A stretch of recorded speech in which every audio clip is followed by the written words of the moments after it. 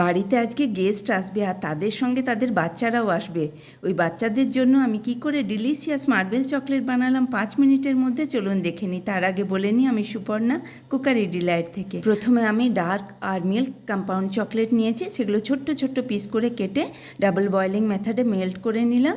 আর এখানে সিলিকন মোল্ডের মধ্যে আমি হাফ হাফ করে ফিল করে নিচ্ছি মিল্ক কম্পাউন্ড চকলেটটা। আর তারপরে 5 মিনিটের মতন আমি রেস্টে রেখে ওপর থেকে আমি দিয়ে দিলাম ডার্ক কম্পাউন্ড চকলেটটা মেল্ট করা। ট্যাপ করে নিয়ে ভালো করে আমি 5 মিনিটের মতন এটাও রেস্টে রেখে দিলাম।